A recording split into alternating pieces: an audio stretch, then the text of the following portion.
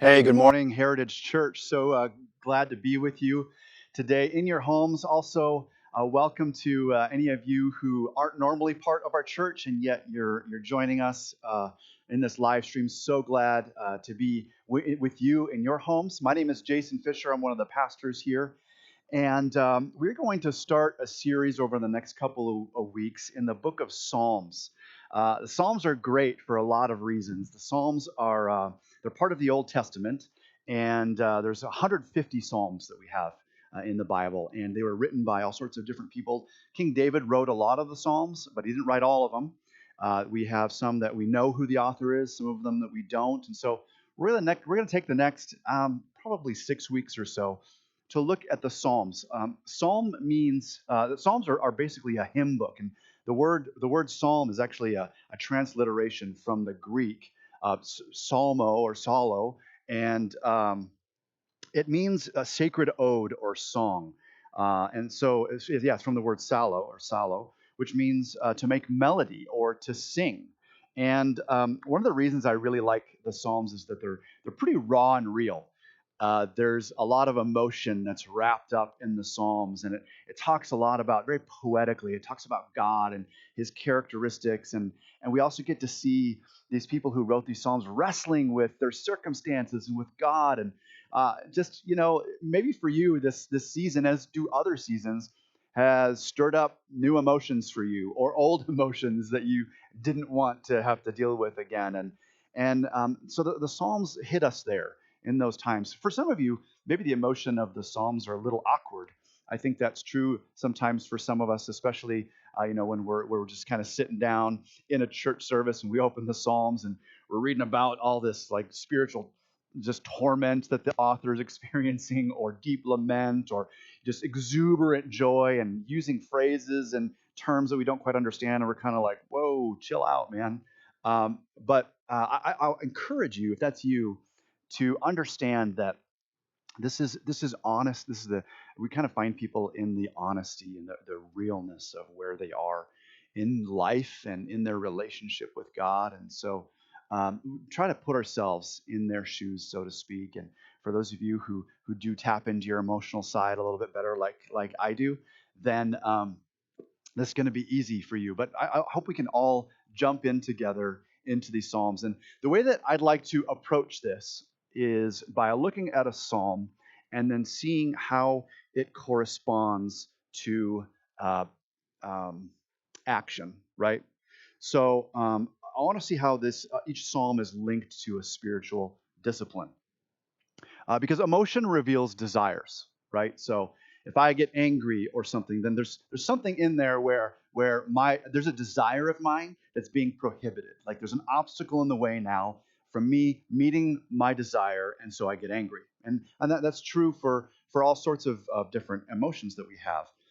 But our desires only take us so far. So take a positive desire, for instance, right? So we want to build maybe a new habit. Maybe you've even been taking advantage of that in this time when your routine has been changed. Maybe there's some new habits that you've been wanting to build, or habits that are accidentally just being made because you're acting on desires. But desires can really only take us so far until we need discipline. Three different times in my life that I can count, with three different instruments, I have had the desire to master that instrument, and I'm appalled that it takes me longer than 3 weeks to do so. My desire didn't carry me far enough.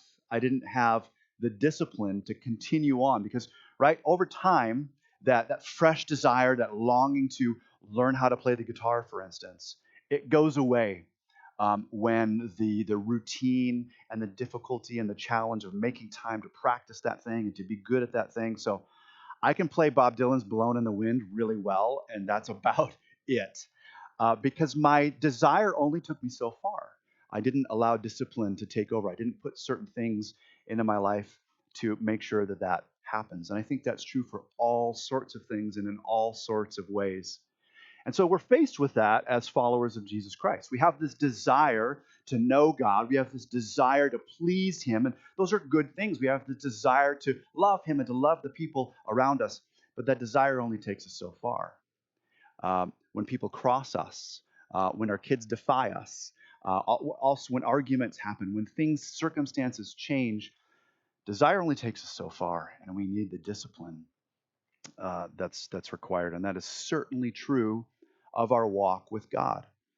Maybe some of you are turned off a little bit by the term spiritual disciplines, right? That sounds so rigid and sort of authoritarian. Think of it in terms of a relationship, though.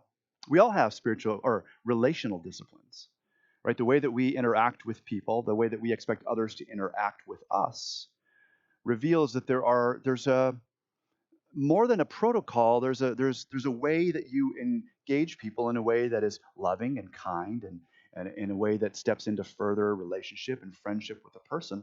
Those could be called relational disciplines. There are things that we do and do not do in order to foster healthy relationships. And so the same is true in our relationship with God. And so we call them, the church has called them for a long time, spiritual disciplines. Make up a word if you don't like it, but that's what it is. That's what it is. It's a way to determine to step into relationship with God, because our desire only takes us so far. Psalm 63 is a great psalm to start off our series with. It's written by David. We know that because it's in the header there. In Psalm 63, David is already king. In fact, he's probably in the second part of his life. So things like taking on Goliath, that's like distant past. Even his sin with Bathsheba, that's already happened. All of these things have happened. Like he was on the run from Saul for a long time while Saul was still king, and then Saul died, and David took the throne. Well, he's now in the second half of his life, and some things have happened. Um, his family is super dysfunctional, and his son Absalom has gathered together this group of rebel Israelites to take the throne away from his dad, King David. And so once again, David has to go into exile. He flees. Really, it's like this is emergency. Get everything together. Get out of there, because these people are coming to kill him. And so he and a group of his close compadres go out into the wilderness of Judah to hide from these people who are now pursuing him to take his life and to overthrow him. And it's interesting that things are really back to the way things were when Saul was king. You ever had to suffer the same thing twice? Right? Like in it's challenging. It's so hard. Like we have those moments, and I imagine for David, it could have been one of those things where, man, hiding from Saul and living in the wilderness and fearing for his life and choosing to do the right things and have integrity. I wonder if he got through that and thought, man, I'm really glad that happened because that really changed me, but I would never want to do that again. You ever have those? Well, David got to do it again. And we don't entirely know why or what exactly happened through that, but we certainly get to see Psalm 63 as one of the evidences of what God was doing in David's heart in this time of exile and this suffering and these challenges. And so David wrote this psalm while he was hiding from people who wanted to kill him. I love that about David. Like, he's running from his enemies. What do I do? I know, I'll write a song. But it's like he's journaling. We get to see his journal here, and he's pouring out his guts to God. This was actually, I learned this. This is something I learned this week. This was an important psalm in the early church. So a guy named John Chrysostom, who was a leader in the early church right around 347 to 407 AD, he wrote this, that it was decreed and ordained by the primitive church fathers that no day should pass without the public singing of this psalm. That's interesting, huh? Psalm 63, that's how important it was to them. He also observed the spirit and soul of the whole book of Psalms is contracted into this psalm.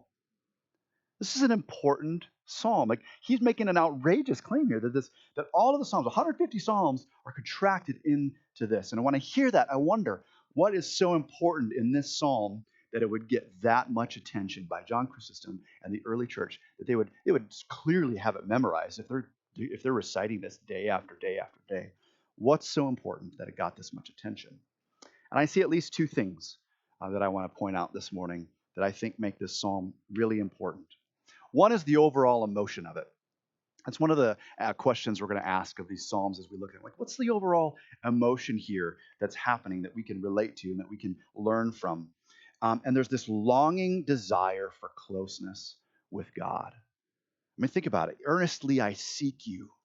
I thirst for you. My whole being longs for you. I mean, think about a longing that you've had, whether it's just the basic hungers that we have for food or thirst for water. You've ever been really thirsty, or maybe you've missed someone and you were supposed to meet up with them and there's a crowd there and you're earnestly seeking for them and you're trying to find this person that you love and you care for.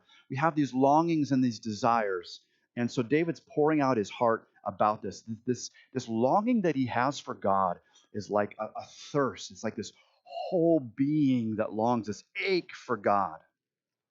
The Bible explains to us that we were made by God to know him. We were made to be needy, almost like we were made to be empty vessels that he gets to fill. That's the relationship that God is meant to have with us. When you go all the way back to Genesis, and when he created man and woman, we created humanity. He made us with this inherent longing and yearning for him, and that those longings and yearnings were meant to be met in him.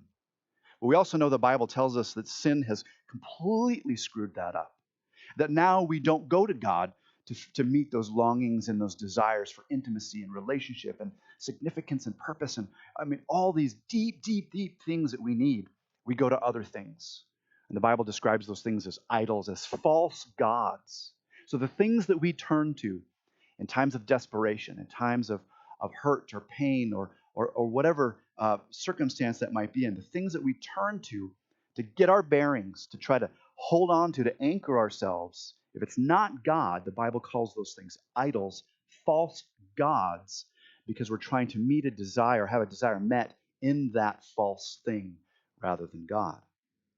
And so there's this overwhelming emotion that is then met with confident expectation. So David has this longing, and then there's this confident expectation. I love that he doesn't despair here. There's other psalms where we're going to look at where there's some like, oh God, what's happening? Why is this happening? But here we see David taking this longing, and there's this hopeful expectation. There's this determination to know that God's going to meet that need. Listen to what he says: I will praise you as long as I live, and in your name I will lift up my hands. I will be fully satisfied as with the richest of foods. There's this confident expectation that David models for us in this really difficult time when everything has just been thrown off balance for him in his life. So that's the first thing, is this overall emotion of a deep longing that leads to confident expectation. And then secondly, one of the other thing that I see that makes this psalm so important is that we see that there's a bridge between raw emotion and confident expectation is this deliberate act. So this bridge between that emotion and then this confident expectation that David has is a deliberate act. He doesn't get there by happenstance. It's not an accident that he arrives at this confident expectation. There's this act. There's a discipline, and this discipline is one of remembrance. He remembers past experiences of worship, of what it was like to be in his holy sanctuary in the temple, praising God with the people of God. That there was something there. There's truth there that he tethers himself to. He remembers God's character, his steadfastness, these universal truths that David has experienced, but has also been told about. He was raised under the Torah, the our Old Testament, knowing these things to be true about God. And then thirdly, he remembers past deliverances. I have to believe that his experience of running from Saul informed the way he viewed God and interacted with God in this running away from Absalom. So he remembers past experiences of worship, and he tethers his heart to those things, and he remembers God's character, and he stands on that foundation of truth, and he remembers past deliverances, knowing that God has allowed him to grow through things, but has not allowed him to succumb to those things. So I want to dig into this a little bit more, and to do that, I've asked Jessica Meeks to join me here today. So, Jessica, good morning. Good morning. How are you? Really well. Yeah. How's your family doing? They're doing good. I think we I'll miss our people a lot and looking forward to when we can be together again. But Yeah. yeah, it's been an interesting, crazy time. Yes, that it has. Yeah. Well, I'm glad that you're here. I Mhm. know this is a little different from you. This is it's kind of weird being here, isn't it? Well, like all of you should be in these seats, but you guys are all in your living rooms, Yeah, which is great because I've been there the last couple of weeks, and what an encouragement it is to be able to gather with our church even when we're far apart. yeah. You're seeing behind the curtain of the wizard. Yes, that's true. Excellent. Mhm. Um, how have you experienced this kind of longing that David talks about in this psalm? We're gonna dive right in Yeah, here, right? no, I Right. love it. We're just Let's do gonna it. yeah. Enough Yeah. with the pleasantries. Let's Yeah. let's talk about the Bible. So this psalm is really interesting. I was reading through the Psalms last year, and I have a note that says, "What would it be like to long for you like this?" Talking to God, Yeah. like what would it really be like to actually experience it? That's To the great. degree that he talks about, like he's like, "I thirst for you. You satisfy me," as if I'm eating food. And so I think I've had times in my life when I haven't experienced longing for God like this and didn't really know what to make of that. Yeah. Knowing that I have believed in Jesus since I was little, I know the truth of the Bible. And then there's been times when I have felt more close to God, like in the sanctuary. I think about times when we've been in worship. But one thing God has been showing me is I used to sometimes read something like this and think like, what's wrong with me? Like, do I actually have faith in God? Yeah. It like,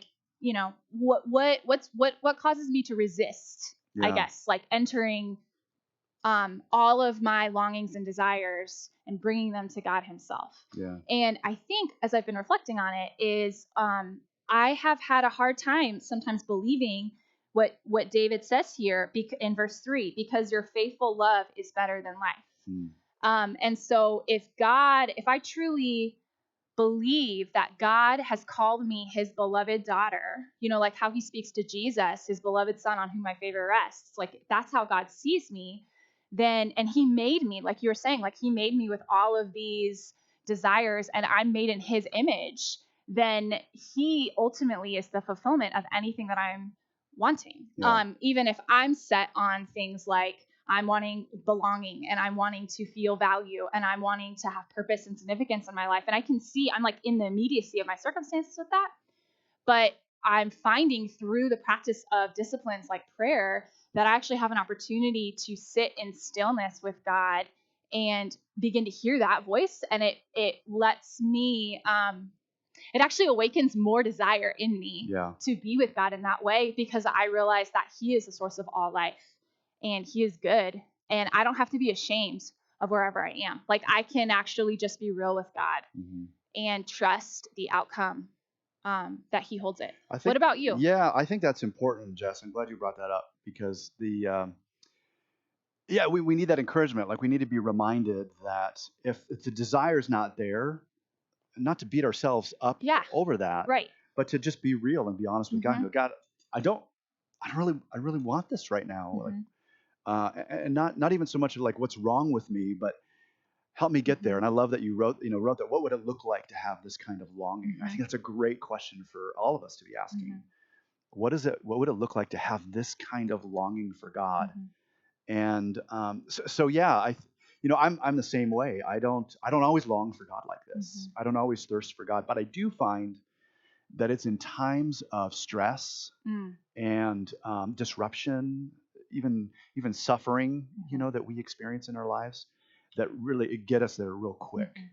Because I find that I have these desires to get out of the situation that I'm in, and quickly I think the Spirit of God stirs in me to go, okay, well, how does that reflect your desire for the Lord, or your lack of desire for the Lord in this time? And so I think God's Spirit in me really drags me sometimes kicking and screaming back to this feeling, this Psalm 63 kind of longing and yearning for God, and going, like, what is this all about? I think we can ask ourselves that in times of suffering and disruption. Yeah. Like, God, what's happening? Why are you doing this? And the reality is that we're not guaranteed a whole lot in this life. Right. And so my heart, and I think the Spirit in me, drives me back to Jesus to go, well, that's the guarantee that we have. That is the eternal truth, is my relationship with God. and Jesus. And so, Mm-hmm. yeah, like your love is better than life. Like, Yeah. just think about that for the next month. What does that mean? Yeah. You know, Do we really take that in? Like, yeah. Do we really take in God's love? Like, I would give my life for God. I think it means I would live in just the day-to-day, even mundane, or the great pleasures that I get to experience that God has given me in this life, that those things pale in comparison. But there's this great link, though, too, to be like, well, those things are from God. Like, He's given me those desires, and He wants to meet those. Yeah, there's so much joy and opportunity in noticing even the hard emotions like anger. Yeah. I was talking with my husband this week, and my experience has been pretty has been not super disruptive because I'm a stay-at-home mom right now, so I'm home with my preschoolers. But for him, it's been really hard with his clients in the financial industry. And he was sharing that and I have permission to share this, but he was sharing like he was struggling with the reality of that God has allowed this. Like, this is so difficult for so many people. So many people are going through so much suffering right now. And then he has experienced particular suffering as well. Yeah. And like, it's causing, even though he has been praying and reading his Bible, he knows it's causing him to withdraw from God. Of like, why? Like, I don't want to be with you in this because I don't really know like how you are towards me in it. The fact that I'm angry or frustrated, and we got to have a conversation, and I think that's one of the things that's so beautiful about getting to live out our walk in community is that we can draw that out and like, okay, yeah, what do you think is under your anger? And that helped him articulate to me like, yeah, I think actually I'm recognizing like, this isn't the way the world is supposed to be. Like, we have this sense that we were made for God's kingdom when everything is restored. And so when it's not that way, it's like, what are you doing, God? Like, I know you're in charge, but this is really hard. And like, I should have faith and trust you, but I'm not. And so then what does that mean about me and my faith? Like, as soon as we start to think about our faith, I think it's easy to have like, we have faith or we don't have faith, versus like faith is stronger or weaker depending on our circumstance and trust with God in a moment. Yeah. But it was kind of tested. Yeah, exactly. In bigger or smaller ways. Right. Yeah. And not only faith that God loved me through Christ and saved me and rose again, but that faith that God's intentions towards me are good, and that the way He made me, He is going to meet me in that too, like in my particular brokenness. And so with Chance, it was interesting because we got to have a conversation and kind of be grateful to notice the anger and the resistance. And then he had an opportunity to really consider, like, what is God promising me? We read Ecclesiastes, and like the world is broken. And you guys have talked about that the last couple of weeks as well. And I think God is sad with us in that. Like, there's a lot of pain in that. And so for him, like, coming to a place of like, man, okay, I'm just gonna accept where you have me, and what do you have for me there too? Even in my suffering, like, the pain doesn't go away just because I accept it and I'm not immediately transformed. Like, David had to do this again, like you're talking about. Like, he doesn't you don't go through suffering, experience transformation, boom, you're just like Jesus. Like, it had purpose and meaning. You can wrap it up with a bow. It's like, we live in this messy world, and yet God himself is there at the end of it. And that's who we continue to have a relationship with. That's really, really, really important, Jessica, because I think sometimes we can go, and we do this all the time. I've done this all the time. Yeah, me God, too. what are you teaching me? Like, what am I supposed to learn in this? As though that's the end and God is the means. Right. Like, God is the almighty means to making me a better person. So what am I going to learn through this?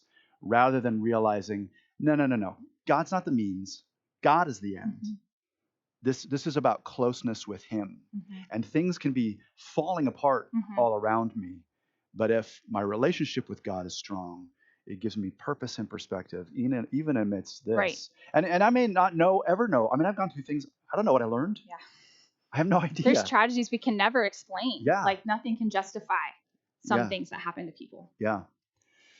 Let's talk about the relationship then between desire and discipline, because we're going to be talking about that a lot. Right. Like, we have these desires that we see that we can relate to in the Psalms, hopefully, and then where do we go with it, right? How does what's this relationship? What's that been like in your life?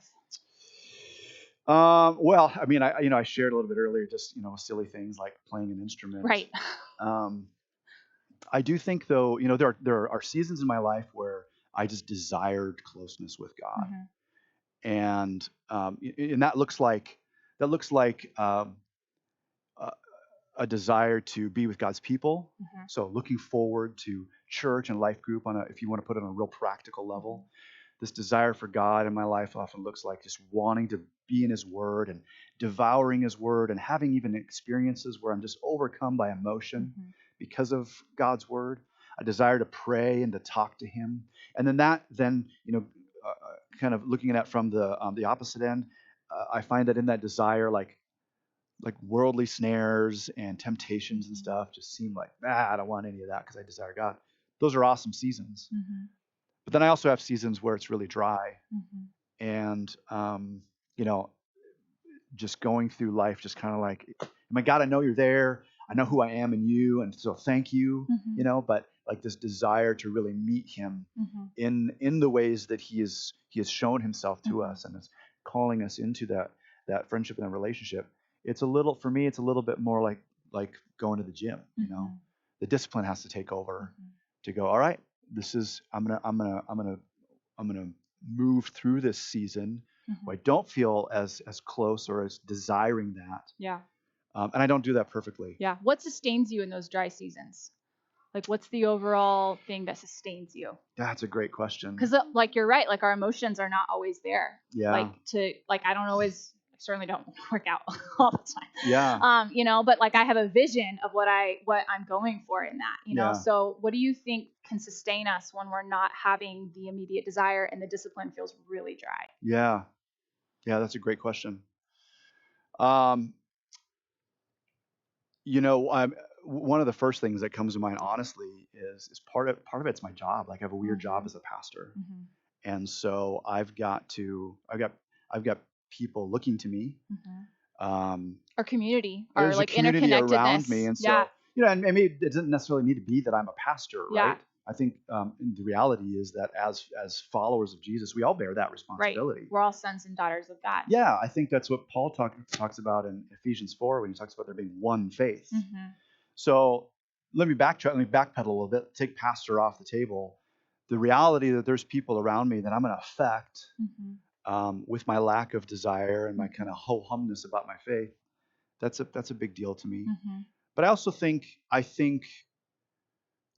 without sounding too like Bible answer guy in this, I think David's honest reaction is I can relate to that. Like, there's this remembrance. Like, okay, there have been times where I felt really close to the Lord, and so I do cling to that. Having been in youth ministry for a long time, we talk about the camp high.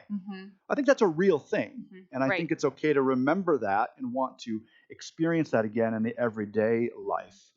But again, like that camp high, we often don't then enter into the disciplines to sustain us through the dry spells. Right. And we think the desire is going to sweep us away for a long, long time. So I think remembering that and just remembering God's goodness and trusting in other people in my life who are going through like really healthy, fruitful times. Yeah. What about you? Yeah. So one of the biggest things for me, since becoming a parent, has been realizing that when I live life on my own terms and like what I think is best, like your life is better than life. Like when I live life on my own terms, I experience a lot of chaos, where I'm trying to be good at being a mom and I'm trying to be a good friend. And I'm like, there's this frenetic energy that happens, and it's kind of with my personality. And it's destructive. Yeah. Like realizing that when I'm on my own and not with the Lord, despite my best intentions and my desires to be loving, it's usually about me, like loving myself, kind of like so that I can get the value from people that I want. And so I think when I've approached Jesus and God in this season, in the last several years, like I wanted something from God. Like I want to be a better mom. I want to be a better wife. I want to be a better friend and daughter and so on. And so I've been so comforted by the fact that Jesus, when he meets people, he says, what do you want from me? Like, what do you want me to do for you? Yeah. That he's just willing to meet people right where they're at. Like, it's not like, you need to immediately confess that I'm the Messiah and that you're going to abide in my love. And he allows people to have their process. Yeah. And he knows that whatever their desires are driving these like deeper nature needs according to how he made them. Yeah. And it's all in the context of relationship. Like you're saying, like we don't exist individually in a silo. Like we live out our faith in our day-to-day moments with people.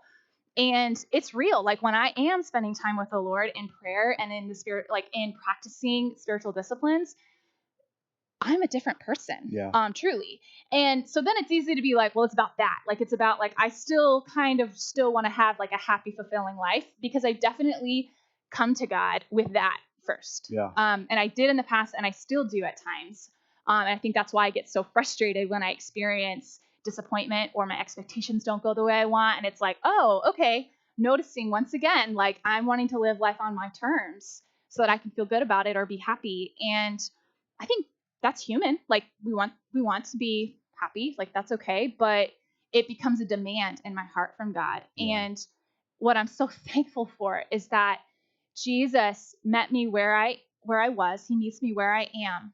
And through spending time with him and listening to this voice, like in prayer, I've been practicing contemplative prayer, and even praying when I'm hiking or running, or however I feel close to God, I've kind of enter into that space and hearing like I'm saying, like, you're my beloved daughter. Okay, like I can actually live in your love and believe that, and then that brings life and flourishing into my relationships, and so Yeah. so then like, but then I get the feedback, right, of like, okay, once again things aren't going well in these relationships in my life, and I'm like, okay, well, what is it about what's going on with me that maybe is in resistance to something that's happening? Like it's about me again, instead of really like I'm taking God's love so I can freely love the people in my life.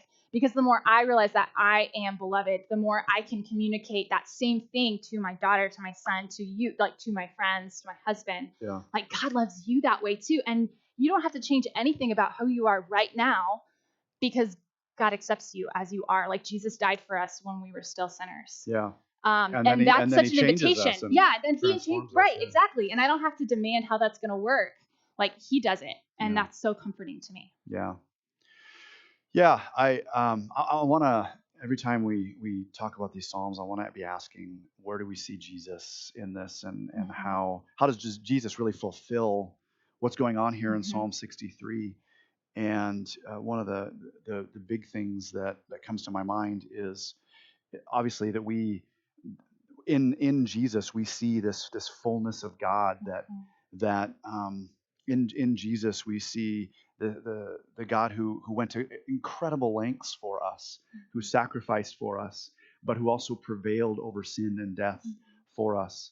So now that when we get to, now we have an advantage over David, where we can now, in this discipline of remembrance, remember Christ, him crucified, him resurrected, him calling us into relationship with him, him saying what he did to Thomas, blessed are those who believe and that yet haven't seen me. And that's just this wonderful promise that we get to sit in, this blessing that Jesus proclaims over us who believe, but we haven't seen Jesus right. yet. That's our ultimate hope. That's our sustaining hope. Yeah. When it's dry. Yeah. Yeah. And like you said, recognizing that Jesus meets us in our desires and really entertains this question, what do you want? I think of one of the guys that he healed. He asks him, do you want to be well? Yeah. Do you want to be healed? I think that's a terrifying question. Yeah. I think we all have to ask that. Like it's a wonderful question that Jesus asks, because he doesn't force his power on this guy, but also like we kind of like our dysfunction and our sin too, right? Yeah, it's safe sometimes. Yeah. And so, and we've been talking a little bit as a staff about John 14 and 15 and this call that Jesus makes to abide in him. And I think it's good to hear that. It's this call for us again to abide in him, to remember him, to trust in him. Yeah, and he says, apart from me, you can do nothing. Yeah. And so I think I've spent a lot of time the last 2 years coming to the end of myself, realizing, apart from you, I can do nothing. Yeah. And instead I have this invitation to abide in your love. Like, wow. Yeah. So we're gonna remember today together and enter into this discipline a little bit. I want to encourage you all. It can be overwhelming to think about spiritual disciplines. There's a lot. I mean, there's whole books on spiritual disciplines. And I just want to encourage you, take it one thing at a time. Maybe you're crushing it in one of those. That's great. Then spend a little bit time on something else. But I want to give you just some direction for this week. is to step into this discipline of remembrance. In just a moment, we're going to release you to living room worship. Thank you, Jessica, for being here with us today. But we're going to do this right now in remembering Christ and His sacrifice through communion. So we're going to give you about 2 minutes to get up. I know that probably a lot of you weren't ready for this, and I'm sorry for springing this on you, but just go find whatever you have. Like if you don't have crackers and grape juice or wine, that's totally okay. Just find something that you have in the house, and if you don't have anything at all, then it's also okay for you to sit and to participate in your heart and your mind. But go get some bread, get some crackers, get something that can represent the body of Christ for you, and then get something that can represent the blood of Christ for you as we celebrate communion here today. So go ahead and jump up. We're going to give you about 2 minutes, and we'll see you back here. We're going to take communion together and then release you into living room worship.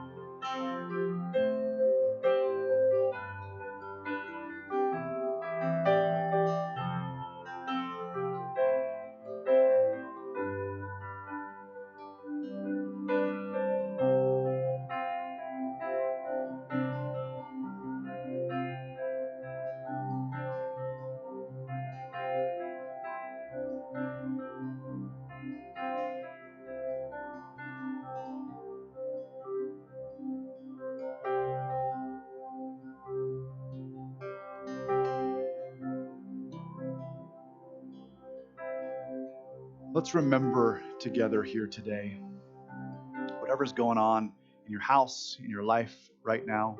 We share some common experiences through this, but we also have some unique things that we're dealing with. This is a time for us to pause and to remember. And when we remember, we put things back into perspective. And we enter back into closeness with God. And so in this time, remember what it's like to gather together to worship with one another.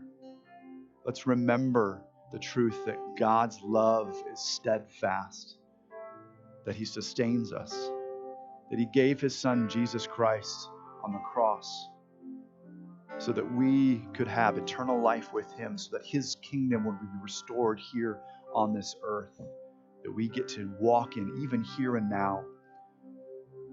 And let's remember past deliverances, ways that we have seen God's mighty hand work in our lives and the lives around us. Particularly, let's remember the sacrifice of Christ. And Jesus, on the night that He was to be betrayed, He took the bread and He broke it and He said, "This is my body broken for you. Eat and remember."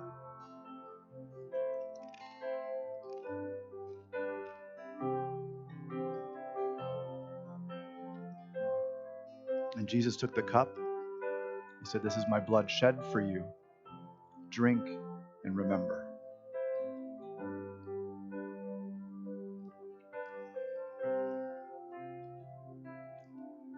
Heavenly Father, I pray that your Spirit would fill our hearts and minds with remembrance.